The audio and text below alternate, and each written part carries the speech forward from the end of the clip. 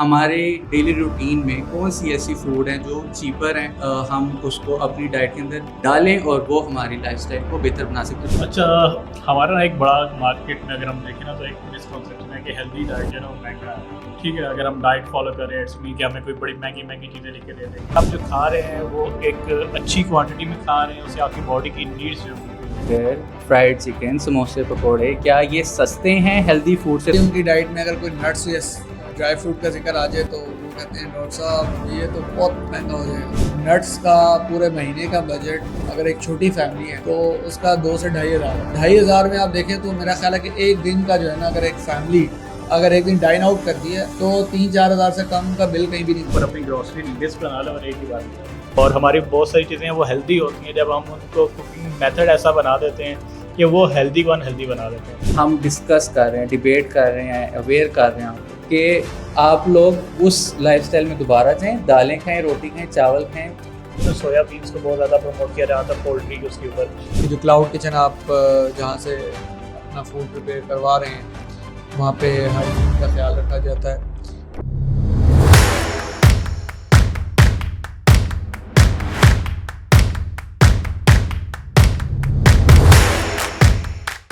Hello everyone, this is Shahrukh Khan और आज हमने अपना इस पॉडकास्ट का थोड़ा सा फॉर्मेट चेंज किया है। जैसा कि आप देख रहे हैं कि हम तीनों आज इस पॉडकास्ट में अवेलेबल हैं और मैंने जैन शाहिद को रिप्लेस करके इस चीज़ की इनिशिएटिव ली और मैंने एक चीज़ इंट्रोड्यूस की। मैंने कहा आज हम कोई ना इसको कैजुअल करते हैं फॉर्मल की जगह, ठीक है, और थोड़ा गेम को इंट्रोड्यूस करते हैं। तो गेम क्या है, सबसे पहले वो समझने की ज़रूरत है। टॉपिक से पहले मैं आपको गेम बताऊँगा कि भाई जिसकी बस हो जाए या जो थक जाए बोल बोल के, तो वो ये माइक आगे पकड़ा दे और वो बंदा फिर बोलना स्टार्ट कर दे, वो क्वेश्चन के आंसर दे।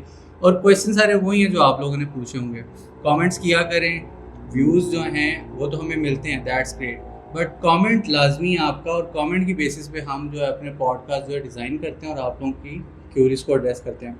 तो आज का जो हमारा टॉपिक है वो है न्यूट्रिशन ऑन अ बजट, कि क्या न्यूट्रिशन एक बजट फ्रेंडली साइंस है या एक ऐसा मेथड है न्यूट्रिशन कि वो आपके बजट को फ्रेंडली बना सकता है कि नहीं। तो पहला क्वेश्चन ये है कि हमारे डेली रूटीन में कौन सी ऐसी फूड हैं जो चीपर हैं, हम उसको अपनी डाइट के अंदर डालें और वो हमारी लाइफस्टाइल को बेहतर बना सकते हो। तो ये सबसे पहला क्वेश्चन मैं जैन से पूछता हूँ, तो आप क्या कहेंगे इसके बारे में? अच्छा, हमारा ना एक बड़ा मार्केट में अगर हम देखें ना तो एक मिसकॉन्सेप्शन है कि हेल्दी डाइट जो है ना वो महंगा है। ठीक है, अगर हम डाइट फॉलो करें इट्स मीन कि हमें कोई बड़ी महंगी महंगी चीज़ें लिख के दे देंगे। मेरी अभी थोड़ी देर पहले एक पेशेंट से कंसल्टेशन हुई तो उसने मुझे ये कहा कि आप कोई ऐसी चीज़ें तो लिख के देंगे जो बड़ी महंगी महंगी होगी, जो मिले ही ना मार्केट से, सीजनल ना हो। तो ये एक माइंड सेट पब्लिक के अंदर ना एक बन चुका हुआ है कि डाइट का मतलब है कि अगर हम कोई डाइट प्लान फॉलो करेंगे तो वो एक्सपेंसिव होगा, उसको फॉलो करना बड़ा मुश्किल बात है। तो मेन चीज़ डाइट की है कि आप जो खा रहे हैं वो एक अच्छी क्वांटिटी में खा रहे हैं, उससे आपकी बॉडी की नीड्स जो फुलफिल हो रही हैं। तो उसमें कोशिश यही करनी है कि जो आपका डेली का पैटर्न चल रहा है, जो अभी आपके पास घर में चीज़ें अवेलेबल हैं खाने पीने के लिए, आप उन्हीं को ही लेके चलें और कोशिश करें उन्हीं को ही अपने पोर्शंस को एडजस्ट करें ताकि जो आपकी जो कैलोरिक नीड है, बॉडी की नीड्स है, उन्हीं से फुलफिल हो रही हो। तो अगर आप महंगाई के दौर में सस्ते खाने की बात करते हैं तो उसको आप ऐसे अंदाज़ा लगा लें कि लाजमी नहीं है कि अगर आप गोश्त अफोर्ड नहीं कर सकते तो आपने गोश्त ही खाना है।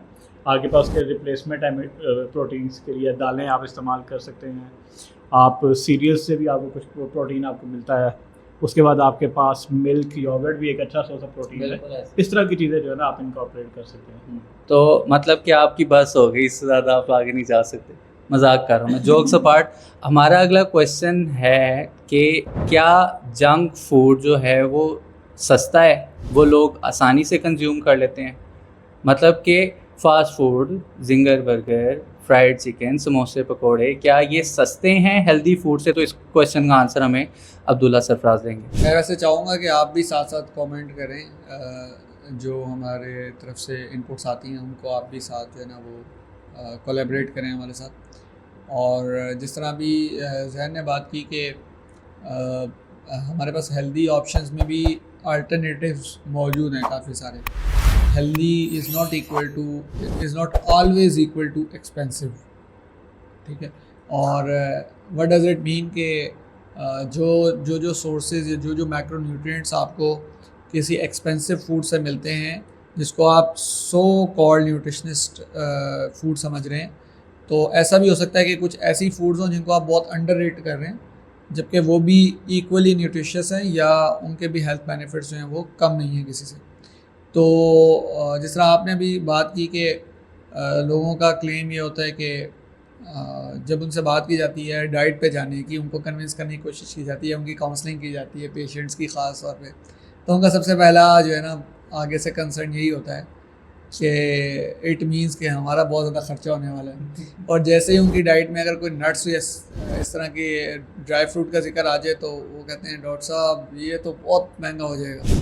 हालांकि एक मैं अपने प्रैक्टिकल एग्जांपल देता हूँ, अपने घर के बजट की अगर मैं बात करूँ तो हमने एक शुरू से एक तरतीब ये रखी है, आफ्टर माय मैरिड लाइफ मैंने इस चीज़ को प्रायोरिटाइज़ किया कि जो नट्स हैं या ड्राई फ्रूट हैं वो घर में लाजमी अवेलेबल होने चाहिए। उस अवेलेबिलिटी का फ़ायदा ऑब्वियसली यही होता है कि जब हमारा कोई दिल कर रहा होता है, क्रेविंग हो रही होती है और कोई चीज़ अवेलेबल नहीं होती, तो बजाय इसके कि हम बाहर से उसको ऑर्डर करें, हम क्या करते हैं, हम नट्स पे ज़्यादातर मंचिंग कर लेते हैं। और लिटरली मैं आपको बताऊं कि नट्स का पूरे महीने का बजट अगर एक छोटी फैमिली है तो उसका 2 से 2,500 है, ठीक है, नॉट मोर देन दैट, मतलब इससे ज़्यादा नहीं हो सकता। और अब 2,500 में आप देखें तो मेरा ख्याल है कि एक दिन का जो है ना, अगर एक फैमिली, यही हमारी फैमिली अगर एक दिन डाइन आउट करती है तो 3-4 हज़ार से कम का बिल कहीं भी नहीं बनता, ठीक है। तो आप ये देखें कि एक वन डे एक्टिविटी में आप कितने पैसे खर्च कर रहे हैं, और एक होल मंथ की मैं बात कर रहा हूँ कि आप 2-2,500 में अगर अच्छे से प्लान करके लेते हैं चीज़ों को, तो आप इसके अंदर जो है वो इसको कर सकते हैं, कंज्यूम कर सकते हैं। असल में मसला ये है ना, लोग समझ रहे होते हैं कि ड्राई फ्रूट लेना है तो फिर एक ही दफ़ा सही ढेर सारा ड्राई फ्रूट लेना है, कि मतलब आप उस शॉप पे गए हो ड्राई फ्रूट वाली पे, तो आपने कोई 2-3 किलो बादाम नहीं लिया, कोई 2-3 किलो पिस्ता, काजू, ये सारा कुछ महीने के लिए नहीं लिया, क्योंकि उसकी वजह ये है कि ड्राई फ्रूट एक तो लोग समझते हैं कि ये एक फ़न फूड है, इसको वो हेल्दी फूड के तौर पे नहीं, इसको एक स्नैकिंग के तौर पे हेल्दी लेते हैं, बट फिर वो हेल्दी को अनहेल्दी तुन के खा के करते हैं, ठीक है ना। हम रिकमेंड करते हैं कि एक मुट्ठी खा लो दिन में, हाँ 2 किलो, एक मतलब फैमिली बैठी हुई है और दरमियान में चादर बिछाई हुई है और ये ढेर सारा ड्राई फ्रूट ला के रखा हुआ है किसी के, तो फिर तो 5-10 हज़ार तो आपका एक ही टाइम पे ड्राई फ्रूट में लग जाना, विच मेक सेंस, ठीक है। तो मतलब कि जंक फूड को अगर आप कंपेयर करें हेल्दी फूड से, तो अब्दुल्ला भाई की बात बिल्कुल एक्यूरेट है, मैं इसको सेकंड करूँगा। उसकी रीज़न ये है कि जंक फूड आपका महीने का, अगर आप हफ्ते में 4 आउटसाइड फूड भी लो, ठीक है, और 3 मतलब एक मियाँ बीवी और एक बच्चा है फॉर एग्जांपल साथ, तो ना करते हुए 5,000 रुपया एक अच्छा डाइन आउट आप करते हो, ठीक है। आजकल तो डेली डाइन आउट हो रहा है, रोज बर्गर पिज़्ज़ा चल रहे हैं। एग्जैक्टली, मिडनाइट क्रेविंग होती है, ऑर्डर हो जाता है, वो एक सेपरेट है, लेकिन जो एक ऑफिशियल फैमिली का डाइन आउट है उस पर 15,000 रुपया आप महीना ऑन एवरेज लगा रहे हो। तो 15,000 की अभी मेरी जहन से बात हो रही थी, 15,000 तो हमारे घर का ग्रॉसरी बजट है तो तो उससे अब आप देखें कि आप सिर्फ और सिर्फ डाइन आउट में 15,000 लगा रहे हैं। अच्छा, नेक्स्ट क्वेश्चन है कि स्मार्ट बजटिंग न्यूट्रिशन की कैसे की जाए। जैन हमारे बहुत अच्छे न्यूट्रिशनिस्ट हैं, बहुत अच्छी प्रैक्टिस है इनकी स्मार्ट बजटिंग के ऊपर, तो मैं चाहूँगा कि इसको ये एड्रेस करें। जब बजटिंग में सबसे इंपॉर्टेंट चीज़ जो मैंने एक्सपीरियंस की है पर्सनली, पहले मैं कभी घर के ही सौदे लेने नहीं जाता था, ये अभी 4-5 महीने हुए मैंने लेके जाना शुरू किया। अच्छा। तो मैंने इस चीज़ पर फोकस किया कि जो भी चीज़ लानी है ना, तो एक प्रॉपर अपनी ग्रॉसरी लिस्ट बना लो और एक ही बार ले आओ। जब आप एक ही बार जाके लेके आते हो ना, तो आपका एक बजट के अंदर ना ऑलमोस्ट मैक्सिमम चीज़ें कवर अप हो जाती हैं। अगर आप ऐसे करोगे 2 चीज़ें आज लेके आ रहे हो, 2 चीज़ें कल लेके आ रहे हो, तो उस चक्कर में ना आपका जो एक्सपेंस है वो बढ़ जाता है। हालांकि आप इसमें तो होते हो कि 3-4 हज़ार का मैं आज ले आता हूँ, 3-4 हज़ार का हफ्ते बाद ले लूँ, वो उस चक्कर में काम जो है ना लंबा हो जाता है। तो सबसे इंपॉर्टेंट चीज़ ये है कि आप एक अपने पास ग्रॉसरी लिस्ट बना लें, और जब भी अपनी वो ग्रॉसरी वगैरह करने जाएँ तो एक ही बार ना पूरे महीने का ले आएँ, ठीक है, मैक्सिमम जितना आप वो कर सकते हैं। तो ये चीज़ बहुत ज़्यादा मैटर करती है। दूसरी चीज़ जो मेजर बजटिंग में आजकल महंगी चीज़ें आती हैं ना, जो परचेजिंग में, उसमें सबसे जो ज़्यादा कॉस्टिंग है ना वो आपकी ऑयल और घी की है, ऐसे ही, ठीक है। बाकी सारी चीज़ें सस्ती आ जाती हैं, आपका घी और ऑयल जो है ना वो महंगा पड़ता है आपको, ठीक है। तो वो एक चीज़ बहुत मैटर करती है इस सिनेरियो के अंदर। तो जिसको मैनेज करने का ये, अगर आपको लगता है कि आपका जो बजट है वो डिस्टर्ब होता है, बजाय इसके कि आप 10-10 किलो ऑयल और घी ले रहे हैं, तो उसकी क्वांटिटी उसको बेशक आप 2 पार्ट्स में डिवाइड करते हैं। वो सबसे एक बेस्ट ऑप्शन मुझे लगती है कि अगर किसी का लो बजट है और वो अपनी ग्रॉसरी सारी चीज़ें मीट करना चाह रहा है तो इस चीज़ को कवर अप कर सकता है। मेरा तो ख्याल है कि हमें तो ऑयल की कंजम्पशन पे भी बात करनी चाहिए कि आप, मेरा नहीं ख्याल कि फॉर एग्जांपल जिस तरह हम अभी बात कर रहे हैं, इस एग्जांपल ली हुई है कि एक मियाँ बीवी और एक बच्चे की अगर फैमिली ली हुई है, तो मेरा नहीं ख्याल उसके 2-3 पैकेट से ज़्यादा महीने के लगने चाहिए ऑयल के, न्यूट्रिशनरी रिक्वायर्ड। नहीं, हमारे यहाँ वो एक कॉन्सेप्ट है ना, घरों के अंदर तल तुल के खाने वाला भी, हाँ। और सही पराठों की बरस अच्छा घी लगता है फिर। ठीक है, अब जब इन चक्करों में पड़े कि इस तरह की हैबिट्स होंगी, फिर ऑटोमेटिकली जो है वो जो कंजप्शन ऑयल की वो भी बढ़ेगी। तो इसलिए ज़रूरी ये भी है कि आप अपने पोर्शंस को आइडेंटिफाई करें और अपना जो भी खाना खा रहे हैं उसके अंदर जो अपना कुकिंग मेथड है उसको भी इम्प्रूव करें, विच इज़ रियली मैटर। और हमारी बहुत सारी चीज़ें वो हेल्दी होती हैं जब हम उनको कुकिंग मेथड ऐसा बना देते हैं कि वो हेल्दी को अनहेल्दी बना देते हैं। मोस्टली फास्ट फूड की कंजप्शन में भी ऐसे ही है कि 600 700 रुपये का तो आजकल बर्गर मिलता है एक अच्छा सिंगर। हाँ, ठीक है, सही इससे और ज़्यादा भी मेरे पैसे पास लगा। कल एक पेशेंट आई, छोटी सी बच्ची थी, उसको फैटी लिवर था और वो 8 साल की बच्ची थी, 50 किलो की थी, फैटी लिवर ग्रेड 3 था। 8 साल की बच्ची, फैटी लिवर ग्रेड 3। ठीक है, अब डाइटरी पैटर्न क्या है? Loaded fries. हमारी गली में एक लोडेड फ्राइज वाला है, हम उसे लोडेड फ्राइज लेके खाते हैं। ठीक है, और जो फास्ट फूड कंजप्शन है वो है पिज़्ज़ा बर्गर है, यही चीज़ें हैं सारी। अच्छा, ये चीज़ें महंगी नहीं लगती हाँ, पेरेंट्स तो ये को चीज़ें लेके? महंगी नहीं लगती। अगर आज कंपेयर टू आप देखें बाकी चीज़ों को जो आप इन्वेस्टमेंट कर रहे हैं अपनी हेल्थ पे कर रहे हैं, तो हेल्थ इज़ वेल्थ बेसिकली। तो एक बड़ा कॉमन एक ये प्रोवर्ब है। तो अगर उस चीज़ पे देखें तो it is important to set your budget and focus on your good cooking practices. Thank you so much Jain भाई, बहुत मेरे ख्याल से इंटरेस्टिंग इंसाइट थी कि मतलब एक बच्ची 8 साल की विद फैटी लीवर ग्रेड 3, मेरे ख्याल से इससे बड़ी और क्या ही बात है कि फैमिली उसको इनकरेज कर रही है कि लोडेड फ्राइज़ खाओ। लेकिन खैर क्या कहें, फ्राइज़ तो एक वो बन चुकी हुई है ना कि हर बच्चे ने जहाँ भी डाइन आउट करने जाना है तो पेरेंट्स ने तो जो भी खाना है, हेल्दी अनहेल्दी जो भी खाना है, लेकिन बच्चों को साइड पे लगाने के लिए ना फ्राइज़ मंगवा लेते हैं। तो ठीक है, मसला है। लेकिन मैं अब्दुल्ला भाई इसमें आपसे भी इंसाइट लेना चाहूँगा, आपसे एक इंसाइट लेना चाहूँगा कि न्यूट्रिशनली स्मार्ट बजटिंग, क्योंकि मैंने आपको देखा है पर्सनली आपके साथ जब मैं ट्रैवल भी किया ये सारा कुछ, तो आपकी डाइट जो है ना उसमें ज़्यादातर हेल्दी चॉइसेस हैं। हम फिर भी, मैं अपनी अगर बात करूँ, मैं फिर भी डंडी मार जाता हूँ, लेकिन आपकी चॉइसेस बहुत अच्छी हैं। तो आप कैसे उसको मैनेज करते हैं और आपकी फैमिली इस मतलब इसके लिए परफेक्ट एक एग्जांपल है कि आप बजटिंग कैसे, हेल्दी बजटिंग कैसे करते हैं? अच्छा, इसमें ना बजटिंग जो है, जब आप न्यूट्रिशन बेस्ड बजटिंग की बात करते हैं ना, तो आप 2-3 तरह से बजटिंग कर सकते हैं। कोई एक सिंगल पैरामीटर नहीं है। देखें, हर बंदे के लिए अफोर्डेबिलिटी का issue is not an issue, सही है। लेकिन चलें, अगर हम बात कर रहे हैं अफोर्डेबिलिटी की और एक्सपेंसिव होने की, तो भी मैं एक बात यहाँ पे बड़ा एक क्लियरली मेंशन करना चाहता हूँ कि अगर कोई भी पर्सन मेरे साथ बैठ के इस चीज़ के ऊपर अगर डिबेट करना चाहे कि कहीं से भी वो कहता है कि कोई भी न्यूट्रिशनल मील, चाहे वो आपका मीट ही क्यों नहीं है, मीट से लेके नट्स और ड्राई फ्रूट और जो मतलब एक्सपेंसिव तरीन चीज़ें हम काउंट करते हैं अपनी ग्रॉसरी के अंदर, या इवन देसी घी या कोई भी ऐसी चीज़, तो जो लोगों को लगता है कि ये तो पता नहीं बहुत ही महंगी है और ये तो हम अफोर्ड ही नहीं कर सकते, तो अगर वो मेरे साथ बैठे हैं तो किसी भी एस्पेक्ट पे मैं ओपन चैलेंज करने के लिए तैयार हूँ कि किसी भी एस्पेक्ट से हम उसको अगर देखें, किसी भी जाविये से, यानी कि हम उसको देखें पर्सपेक्टिव से देखें, तो at the end of the day you will know के जो न्यूट्रिशनल मील है वो आपको ना सिर्फ इन द लॉन्गर रन, जिस तरह अभी जैन ने हमारे इधर पॉडकास्ट में एक एग्जांपल शेयर हुई एक बच्ची की जिसको फैटी लिवर 8 साल की उम्र में, ऑब्वियसली उसका एक हेल्थ एक्सपेंस है। अगर वो अभी भी इसको नहीं करते केटर, तो इन फ्यूचर वो बच्ची, उसके ऊपर जितने करोड़ों रुपए उसके इलाज में उन्होंने लगाने हैं, तो वो तो एक मतलब एक इन द लॉन्गर रन तो मेरा ख्याल है कि हर बंदे को ये समझ आती है कि ये चीज़ जो है फ़ायदेमंद है। लेकिन इन द शॉर्टर टर्म जब हम बात करते हैं ना, हम शॉर्ट टर्म गेंस की बात करते हैं, हम कहते हैं हमें क्विकली रिजल्ट्स मिलने चाहिए हर चीज़ के, तो उस हिसाब से भी अगर हम देखें तो मेरा ये ख्याल है, और मैंने जितनी दफ़ा भी इसको असेस करने की कोशिश की है, तो मैं इस नतीजे पे पहुंचा हूँ कि इन द शॉर्टर टर्म भी आपको जो न्यूट्रिशनल मील है वो सस्ता पड़ता है एज़ कम्पेयर टू किसी भी जंक फूड के। उसकी एक रीज़न है, रीज़न बीइंग कि आपको डेली प्रोडक्टिव रहना के नहीं, ऐसा ही है। तो प्रोडक्टिव रहने के लिए अगर आप जंक फूड खाते हैं तो ऑब्वियसली आपकी प्रोडक्टिविटी लो हो जाती है, जिसके नतीजे में आपको वो दिन, मतलब मैं अगले महीने की बात नहीं कर रहा, अगले 2 साल की 10 साल की बात नहीं कर रहा, मैं उसी दिन की बात कर रहा हूँ। उसी दिन में वो आपको एक्सपेंसिव पड़ता है जब आपसे काम नहीं हो पाता, जो आपने काम करने थे वो काम आप मुकम्मल नहीं कर पाते दिन के।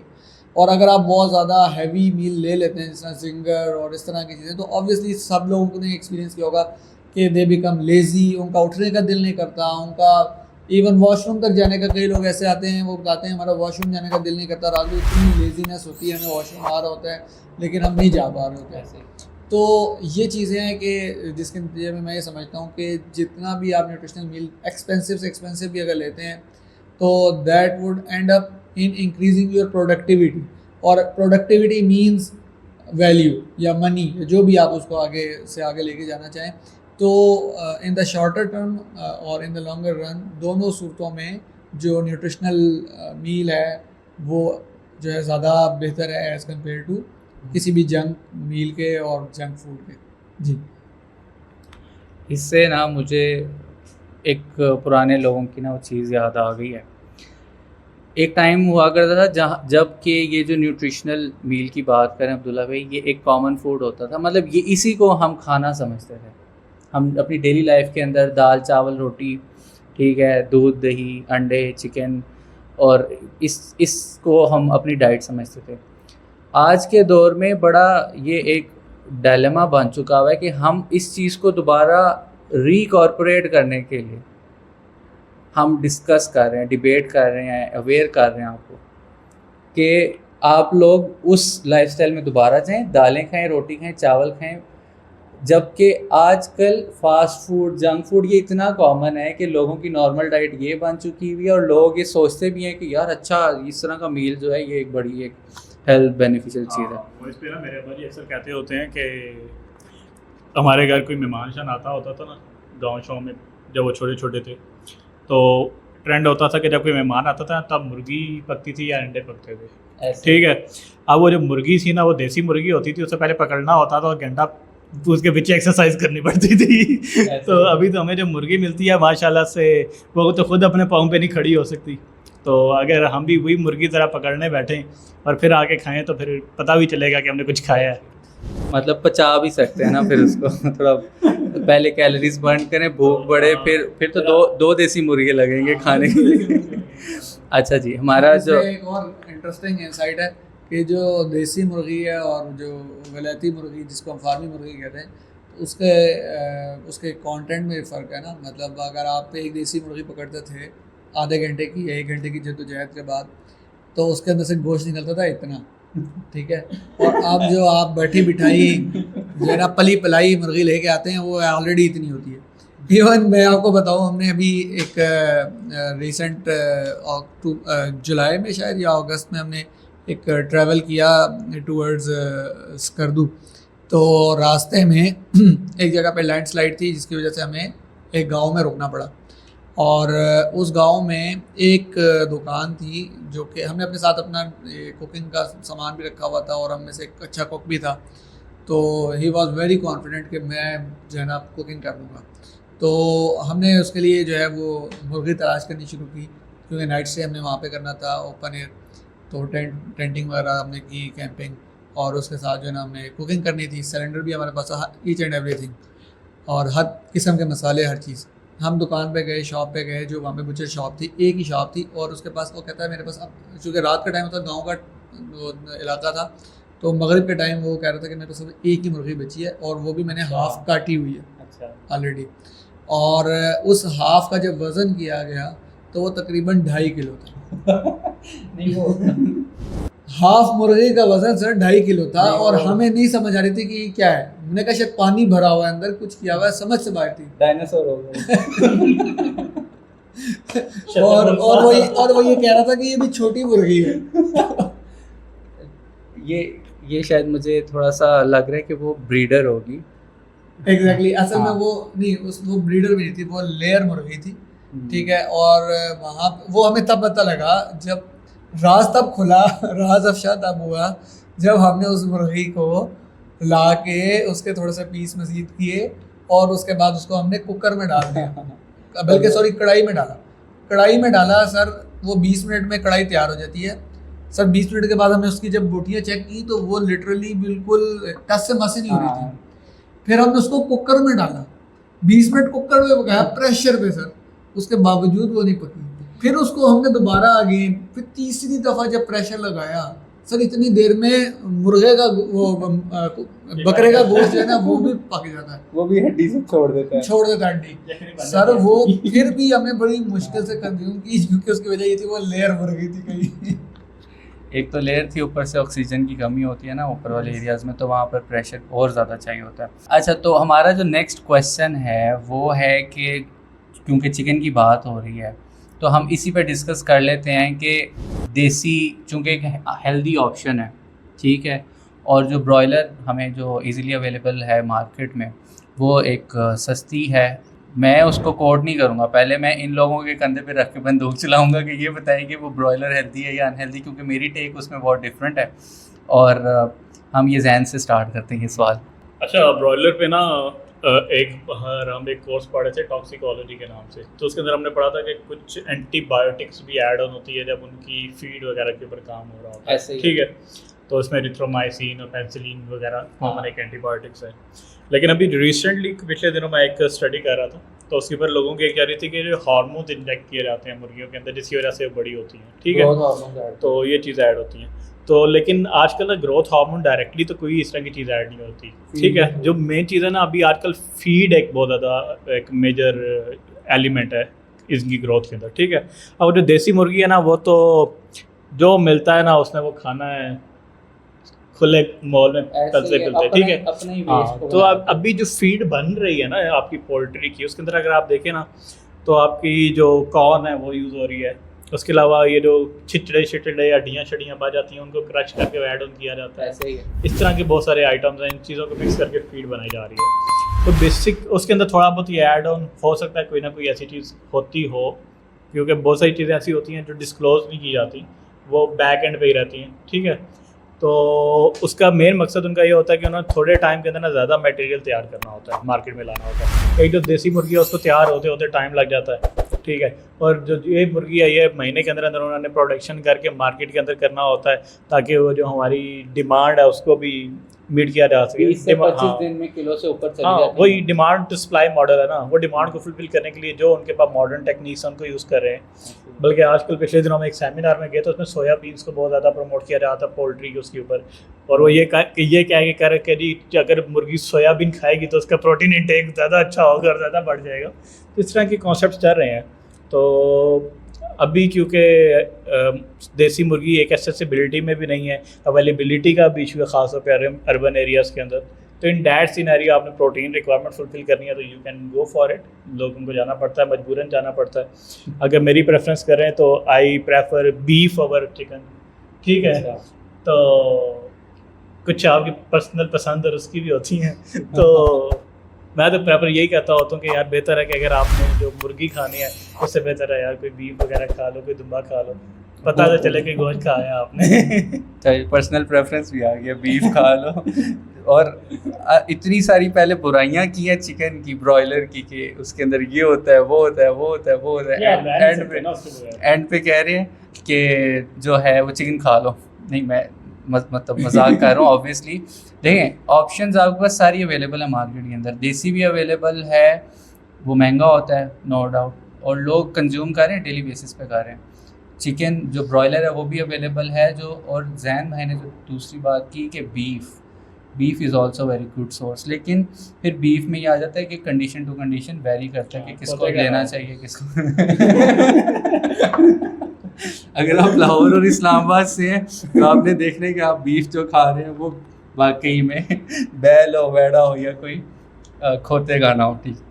अच्छा जी, तो अब्दुल्ला भाई आपसे क्वेश्चन मैं ये करना चाहूँगा कि आजकल बहुत से लोग ना डाइट करना चाहते हैं और उन्हें लग रहा होता है कि ये बहुत एक्सपेंसिव है, और ये बड़ा कॉमन क्वेश्चन भी है सबका, डाइट करना, मतलब यही हमारी डिबेट है, आज की डिस्कशन है तो वो क्लाउड किचन्स की तरफ जाते हैं। ठीक है, तो क्लाउड किचन्स क्या वो एक्सपेंसिव हैं या वो एक अच्छी चीज़, अगर आप उसका स्प्लिट करना चाहें, जो लोग घर पे नहीं हैं, हॉस्टल्स में रह रहे हैं, ऑफिस गोइंग हैं, और वो क्लाउड किचन से अपना खाना लेते हैं, इज़ दिस हेल्दी फूड? और अगर वो हेल्दी है तो उसकी बजटिंग कैसे होनी चाहिए पर डे की, थोड़ा सा इसके ऊपर इंसाइट्स दें। और जी, क्लाउड किचन जो है वो आजकल काफ़ी ट्रेंडिंग है, और उसकी रीज़न यही है कि जो लोग घर पे फूड प्रिपेयर नहीं कर सकते, अपार्ट फ्रॉम हॉस्टलाइट, बहुत सारी फैमिलीज़ भी ऐसी हैं जो ये कहती हैं कि हम फूड की प्रेपरेशन में टाइम नहीं लगा सकते। उसकी रीज़न ये है कि दोनों पर्सन हैं मेन, वो दोनों ही जॉब करते हैं, लाइक हस्बैंड एंड वाइफ अगर हैं, और बच्चे तो फिर माइनर हैं, तो उनसे तो आप नहीं एक्सपेक्ट कर सकते कि वो आपको पका के जो है वो खाना खिलाएंगे। तो अब इसमें होता ही है कि चीज़ें जो है ना ज़रूरत के तहत उभर के सामने आती हैं, और ये क्लाउड किचन जो है वो भी कॉन्सेप्ट इसी तरह आया है, और मेरा ख्याल अच्छा कॉन्सेप्ट है, एज़ फॉर एज़ कि आप ये श्योर हों, कि आपको श्योरिटी हो कि जो क्लाउड किचन आप जहाँ से अपना फूड प्रिपेयर करवा रहे हैं वहाँ पे हाइजीन का ख्याल रखा जाता है। और उसके लिए सबसे बेहतर यही होता है कि आप किसी ऐसे नीडी पर्सन को ढूंढें कि जो अपने डेली एक्सपेंसेस को मीट करने के लिए एक रोज़गार की तलाश में है, और कोई फैमिली है, कोई फीमेल है जो कि कोई अपना स्टार्टअप रन कर रहे हैं, तो आई वुड प्रेफर के rather going for commercial kitchens जिनका मकसद जो है वो ज़्यादा मार्केटिंग पे ज़्यादा पैसे लगाते हैं वो, और जो आपका कंटेंट है फूड है उस पर कम पैसे लगाते हैं, तो गो फॉर ऑर्गेनिक स्टार्टअप्स कि जिनकी पहचान उनकी फूड है, मतलब उनकी हाइजीन है, उनका न्यूट्रिशनल कंटेंट है। तो मेरा ये ख्याल है कि क्लाउड किचन्स को बेहतर भी करने की ज़रूरत है, उनको रेगुलराइज भी करने की ज़रूरत है किसी हद तक। और दूसरा ये कि गो फॉर अ किचन और शेफ़ जो कि जिसका फूड उसकी पहचान हो, ना कि उसको जो है ना बड़े बड़े जो है ना एड्स लगाने पड़ रहे हों इंस्टा पे, फेसबुक पे, क्योंकि हमने मोस्टली देखा है कि जितने भी हमारे क्लाइंट्स आते हैं ना, वो चूँकि ये डिमांड करते हैं कि हमें कोई रिकमेंड करें कि कहाँ से हम जो है ना ये फ़ूड लें, ख़ासतौर पे वो लोग कि जो लोग नहीं बना सकते। वैसे तो हमारी भी प्रेफरेंस ही होती है, हम बिल्कुल आखिरी मरहले पे उन्हें कहते हैं कि अच्छा अगर आप बिल्कुल आपसे कुछ भी नहीं हो पाता ना, तो आप फिर जो है ना प्रिपेयर्ड फूड के ऊपर चले जाएं, अदरवाइज़ आप ख़ुद प्रिपेयर करें, क्योंकि ऑब्वियसली सस्टेनेबिलिटी उसी के अंदर है। तो इस चीज़ को भी देखने की ज़रूरत है कि सस्टेनेबिलिटी के लिए आपको एट द एंड ख़ुद करना पड़ेगा, और जब तक आप ख़ुद नहीं कर पा रहे, कोई स्पेशल सर्कमस्टांसेस हैं, तो फिर आप क्लाउड किचन का इस्तेमाल भी कर सकते हैं। मेरे ख्याल से काफ़ी ज़बरदस्त मैसेज है ये उन लोगों के लिए कि जो क्लाउड किचन देख रहे हैं, और बहुत ज़्यादा डिमांड है आजकल, लेकिन कमर्शलाइज जब चीज़ें हो जाती हैं तो obviously they spend on their presentation, they spend on their marketing, बड़े बड़े मॉडल्स को पे करना, हाई फीस पे करना, और अंदर से जब प्रोडक्ट निकलती है तो वो उस लेवल की होती नहीं है न्यूट्रिशनली एंड क्वांटिटी वाइज। तो qualitative and quantitative both aspects जो हैं वो कवर्ड होने चाहिए, और होममेड फूड, घर के kitchens, that is very great. क्यों, देखें, वो माँ के हाथ से आपको टेस्ट भी मिलेगा, आपकी क्वालिटी भी मिलेगी। हाँ, मसले मसाइल समटाइम्स हो जाते हैं, ऊपर नीचे चीज़ें होती हैं, उसमें आपको शायद डिलीवरी में थोड़े से इश्यूज आए, ऑपरेशन शायद उतने स्मूथ ना हो, लेकिन ये है कि आप जब किसी को सपोर्ट कर रहे होंगे एक नए स्टार्टअप को, तो उससे आपको भी नेकी मिलेगी और अगले का भी भला होगा। So it's a very great thing. लेकिन लास्ट में मैं उस चीज़ को कंटिन्यू करने के लिए जो क्वेश्चन का दूसरा पार्ट था वो जो रह गया था वो ये था कि is it budget friendly cloud kitchen?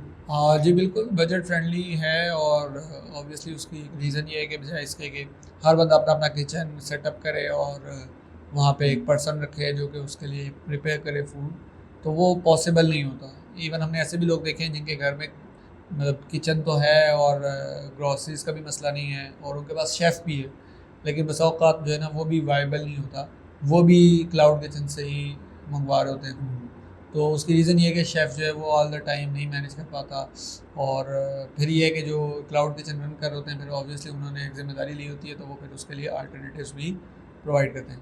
अच्छा, एक चीज़ जिसके ऊपर मैं मज़ीद बात करना चाह रहा था वो था चिकन के ऊपर भी, जब हमने बात की देसी वर्सेस वैरायटी या फार्मी, इसमें ना मैंने देखा है कि 3 कैटेगरीज़ हैं। एक कैटेगरी वो है कि जो तो मुकम्मल तौर पे फार्मी है, उसकी जेनेटिक्स भी मतलब वो एक ब्रीड ही जेनेटिकली मॉडिफाइड ब्रीड है और उसको आपने जेनेटिकली मॉडिफाइड फूड दी है, ठीक है। तो इस सूरत में ऑब्वियसली उसका जो ग्रोथ टाइम है वो मिनिमाइज्ड हो गया। वो जो 1 साल में तैयार होनी थी मुर्गी, वो 40 दिनों में 30 दिनों में तैयार होकर मार्केट में आ गई और आपने कंज्यूम कर ली। अच्छा, एक ये है। दूसरी कैटेगरी वो मुर्गी की है कि जो जेनेटिकली देसी उससे ताल्लुक़ रखती है कबीले से, लेकिन ये कि उसको आपने फीड जो है वो जेनेटिकली मॉडिफाइड दी है ताकि उसकी ग्रोथ बेहतर हो, वो जरा ब्राउन ब्राउन फील होता है। जी, जल्दी हो। मिस्री मुर्गी भी कह देते हैं लोग उसे। उसका कबीला डिफरेंट है। उसका कबीला डिफरेंट है। तो उसमें यह है कि उसको अगर आप वो दूसरी फीड देंगे तो वो 40 दिन में तो नहीं, लेकिन ये कि 3 महीने में एक अच्छी तैयार हो जाएगी और वो अपीयरेंटली आपको देसी ही दिख रही होगी। और लेकिन उसकी भी जो फार्मिंग हो रही होती है वो बेसिकली उसी मॉडल पे हो रही होती है ऑलमोस्ट, जो कि वलैती का या फार्मी का मॉडल है। तो मतलब उसको मिलती जुलती हैं समहाउ, लेकिन कुछ बेहतर है। अच्छा, वो दिखती देसी है, होती वलैती वो मतलब मिक्स है। तो वो मिक्स के दोनों मतलब प्रोज एंड कोन्स दोनों के आपको मिलेंगे वहाँ पे। वो उसके जीन्स का एज भी मिलेगा, और लेकिन जहाँ पे खुराक उसकी ठीक नहीं है तो फिर वो अच्छा, इसमें ये चीज़ एलिमेंट भी आ जाता है कि ये जो मिक्स वाली ब्रीड है इसमें इस चीज़ को भी समझें, जिस तरह सर जैन ने बात की कि फ्री रेंज नहीं होती मुकम्मल, ठीक। असल जो देसी है, जो तीसरी कैटेगरी है, वो है कि जो किसी ने घर पे रखी हुई है और उसको वो फ्री रेंज वो कंज्यूम करती है अपनी फूड। मतलब ये है कि वो कीड़े भी खाती है ज़मीन से, वो कोई कॉर्न है तो वो भी खा लेती है, वो बची हुई रोटी है, खुश्क रोटी के टुकड़े पड़े हुए हैं तो वो भी खा लेती है, ठीक है। वो मिक्स वैरायटी खाती है। अच्छा, वो सब्ज़ी खा लेती है, वो कहीं पे कहीं बाग में उसको कोई ऐसी जो है ना वो सीड नज़र आया या कोई ऐसी चीज़ नज़र आई जो उसने ट्रस्ट की है तो वो खा लेती है। तो जो फ्री रेंज है वो तो मतलब प्रीमियम वर्जन है देसी का। तो लेकिन वही बात है कि उसकी अवेलेबिलिटी की मसला है, एक्सेसिबिलिटी का मसला है, अफोर्डेबिलिटी का मसला है, ठीक है। तो आपने अपनी न्यूट्रिशनल रिक्वायरमेंट को देखना है, और अगर आपको लगता है कि भाई आपकी प्रोटीन रिक्वायरमेंट ज़्यादा है, वो फुलफ़िल नहीं हो सकती, जो कि ऑब्वियसली शहरों में तो नहीं हो सकती। हाँ, मुझे अभी तक ऐसा एक क्लाइंट मिला है जिसने अपने घर में मुर्गियाँ रखी हुई हैं, वो फ्री रेंज है और सारा कुछ है, तो मैंने उसको ये सजेस्ट किया कि भाई आप लाजमी वही खाएँ बजाय इसके कि दूसरी मुर्गियाँ खाने के। तो ये डिपेंड करता है अवेलेबिलिटी और एक्सेसिबिलिटी पे एट द एंड। लेकिन ये है कि नॉलेज होना, अवेयरनेस होना बहुत ज़रूरी है, और वही हमारा पर्पस भी है आई थिंक, कि हम जो यहाँ पे पॉडकास्ट कर रहे होते हैं उसमें अवेयरनेस के ऊपर बात करते हैं, और हम वो इंसाइट शेयर करने की कोशिश करते हैं जो कि एक आम लेमैन को नहीं पता होती या उसके सामने नहीं आ रही होती, क्योंकि उसकी फील्ड नहीं है, उसको पता नहीं है कि क्या क्या चीज़ें मार्केट में हो रही हैं। तो आई होप कि मैंने अच्छा इस पर नहीं, बहुत ज़बरदस्त एक्सप्लेन किया है। और ये मेरे ख्याल से ये बहुत कोई एक्स्ट्रा ऑर्डिनरी डिस्कशन नहीं है कि हम कोई आसमान से बातें लेकर आ रही हैं। लोगों को पता है, और लोगों को क्या पता, किसी चौथी ब्रीड का भी पता बताओ बिल्कुल ठीक है। लेकिन बात यह है कि सेंसिटाइज नहीं है लोग, नॉर्मल रूटीन में उन्हें अवेयर नहीं है इस चीज़ से, वो जहनों से निकली हुई हैं ये बातें, या कंफ्यूज हैं। हाँ, या कंफ्यूज हैं कि इतनी गहमा गहमी की ज़िंदगी गुजर रही है उनकी अपने लाइफस्टाइल को बेहतर करने के लिए, कि हर टाइम भाग दौड़ में लगे हुए कि एक अच्छा लाइफस्टाइल अपने बच्चों को दे लें, अपनी फैमिली को दे लें, और ये सारी जो एक हेल्दी रूटीन है वो उनकी बिल्कुल ही साइड पे जाती जा रही है, जिसकी वजह से ऑब्वियसली एपिडेमिक्स, पेंडेमिक्स ये बनते चले जाते हैं, और हाइपरटेंशन, डायबिटीज़ ये सारे ग्रो करने लग गए हैं बहुत ज़्यादा, ओबेसिटी बहुत ज़्यादा बढ़ने लग गई है। तो मेरे ख्याल से हम आज अपना ये पॉडकास्ट यहाँ ख़त्म करते हैं, because it's getting very lengthy, और हम लोगों की बातें सुनने का बहुत बहुत शुक्रिया। अगर आप लोगों को ये वाला फॉर्मेट पसंद आ रहा है तो please like, subscribe and share करें, और हमें कमेंट्स में लाजमी बताएं कि हम इसी फॉर्मेट पे अपने मज़ीद पॉडकास्ट बनाएं, या आपके लिए फॉर्मल पॉडकास्टर्स फॉर्मेट रखें जिसमें हम बस आपके क्वेश्चन आंसर्स का as a host and guest answer करते रहें। Personally I like this format, और हमारे मेरे ख्याल से मेरे ज़्यादा साथ जो मेरे engaging। कोलीग्स हैं वो भी ये पसंद करते हैं। तो आप भी बता दें आपको ये वाला फॉर्मेट ज़्यादा पसंद है? हाँ, मेरा ख्याल है ज़्यादा इंगेजिंग है और ज़्यादा इंसाइट्स कोलैबोरेट होकर आती हैं, तो मेरा ख्याल है ज़्यादा बेहतर है। बिल्कुल एग्जैक्टली। एंड जैन भैया आप? हाँ, पीसफुल है, काम है, सुकून से बैठे हैं, आज तो आप पूछें जवाब देंगे। बस perfect. So see you in the next video, तब तक के लिए टेक केयर, अल्लाह हाफ़िज़।